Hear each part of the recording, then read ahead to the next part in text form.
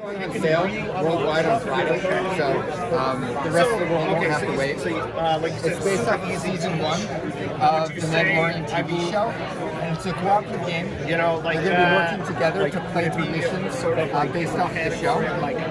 So, for example, we set up the first mission here. This takes place at the very end of the first episode of the show. If you've seen it, the Mandalorian's been sent to this town to recover the assets. And when he shows up in town, he encounters IG-11, and they work together to fight through these swarms of enemies to try to find the asset.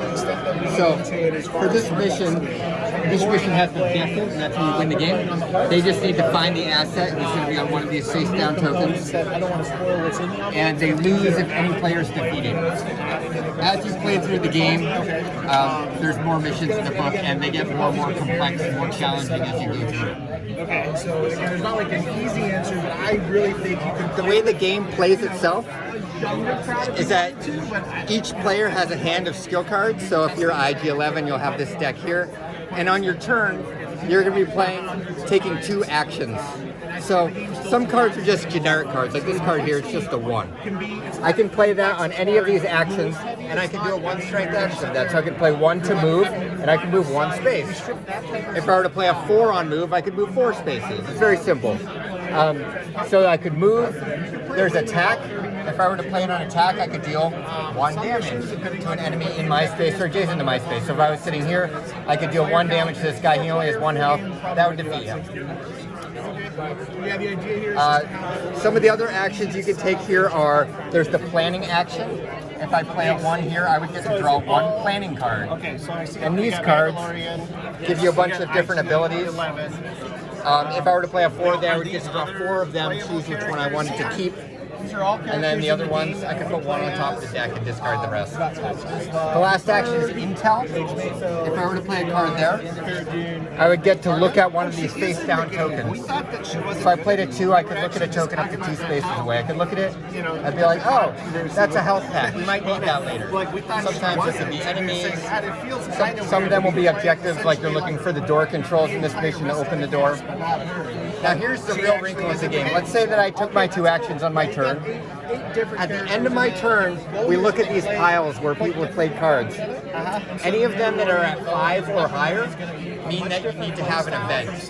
So you need to draw an event card, and something bad will happen. This one says draw attention. Flip the nearest face down dread token face up. A lot of these cards will also make enemies move, make enemies attack you.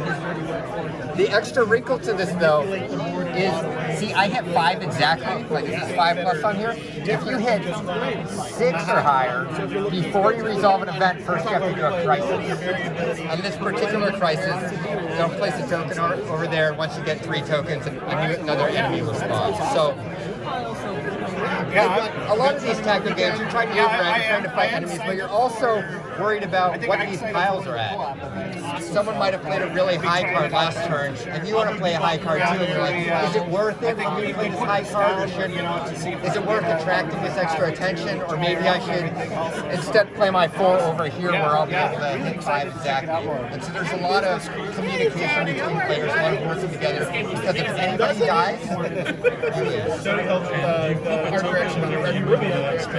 Yes, if you were to enter a space, enemy you have to fight.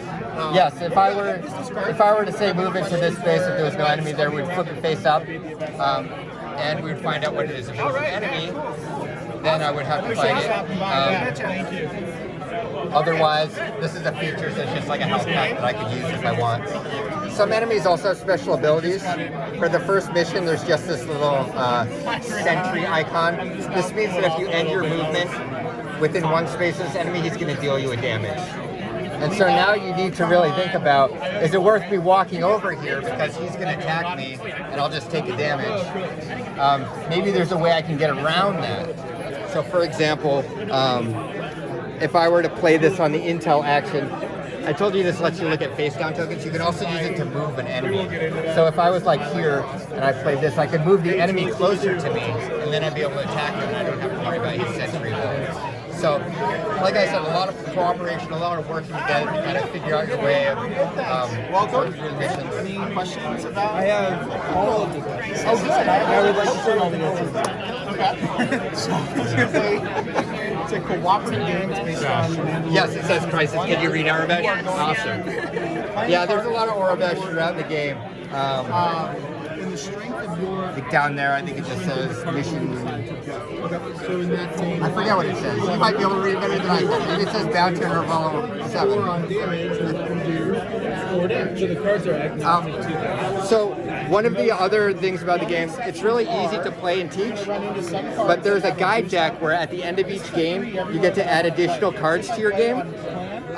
This isn't a legacy game, it's not a campaign game, it's just a way for us to add, like, here's a new icon that exists on cards. Here's some new event cards. You get rules that add, like, here's an optional mode for hidden traders if you want to play with that. And so this deck just kind of holds your hand through your first 7 games and gives you new options. And sometimes it's going to have you open these envelopes as well, which also give you new tokens, new rules, just more variety for your game. And then do you then always play with those once you've opened them? Yeah, so once you've opened it, you've got the full plethora of options. You could be like, well, do we want to play Hidden Trader mode today? Yes or no? What difficulty do we want to play on? Let's play on expert difficulty because we're really good.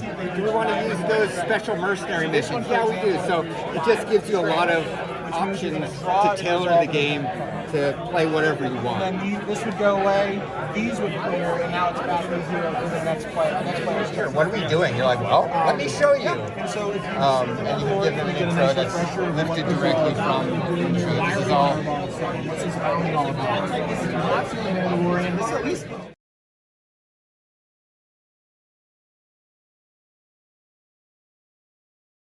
Survive the Island, remake of a classic game. Original MSRP for the old game was $35. This one is $30 with wooden components instead of plastic components, new artwork, new monsters.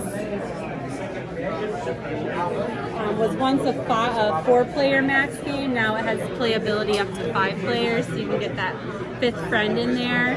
And really it's about a sinking island, and your components are trying to make it to the beaches, whether you swim or you take a raft. So And the beaches are guarded by dragons? beaches are guarded by the dragons, but there are moves when you flip the hexagon shapes that could require these to move. Or there's also part of your turn is to roll the dice. It's the last action in your turn, which also can dictate where a monster goes. And this kind of gives you guidelines here too. So you come with the cheat sheets, which are nice. You can see, okay, if I roll for the Loch Ness monster, whatever he is, move 1 space.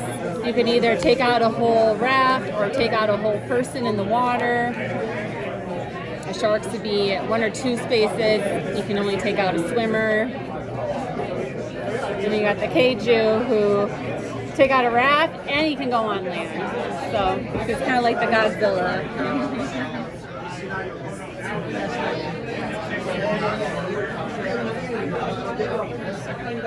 So you're saying the object of the game is you have to go in order. You're going to flip over all of the sand tiles, then the forest tiles, and then these special tiles. Those are the last ones. Yeah, the special tiles have volcanoes.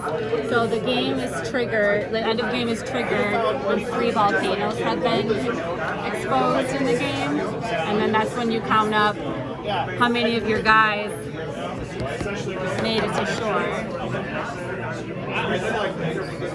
And playtime looks like it's 45 minutes? 45 minutes, yep. First time we played it at lunch at work. It took us probably a little longer than that because we had 5 people playing and everyone was really familiar with the original game, and there's some slightly different rules. So.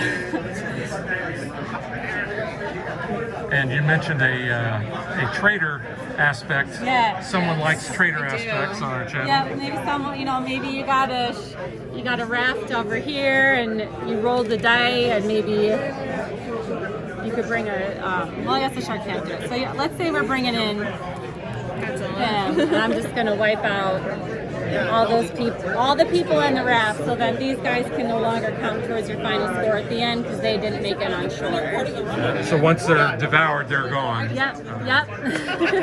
55. I'm like, Jesus. Everyone thinks.